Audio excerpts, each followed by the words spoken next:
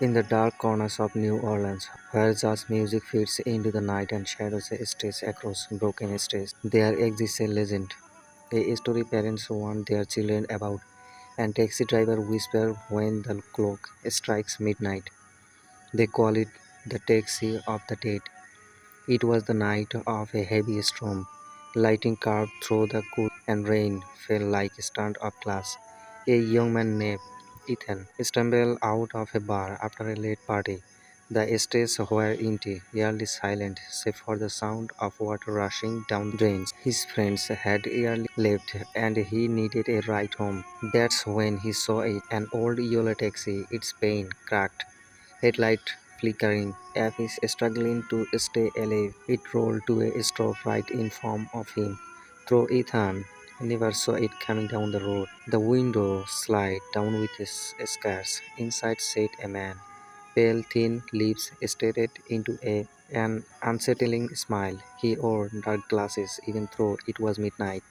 His voice was soft, almost whispering, yet it cut through the sound of the storm. Need a ride?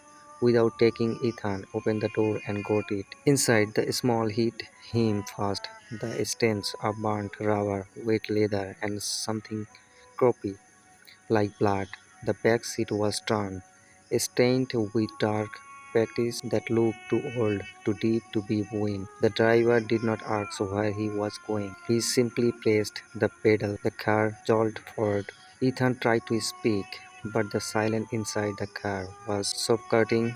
No radio, no sound of the city outside.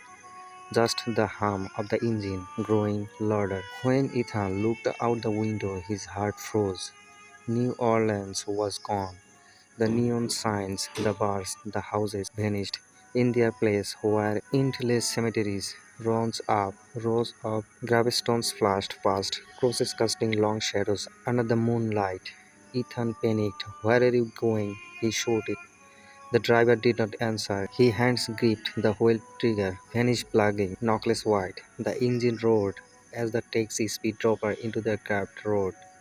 Ethan reached for the door handle, locked. He tried the other side, locked.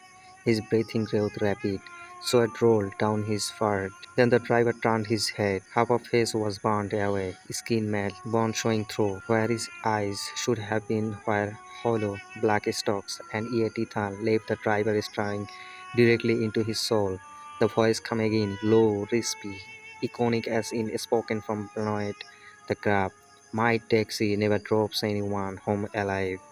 Ethan screamed, banging on the windows, but outside the world had changed even more. The cemeteries twisted into shapes, the gravestones leaning, the crosses turning upside down, the road stretches endlessly with no way out.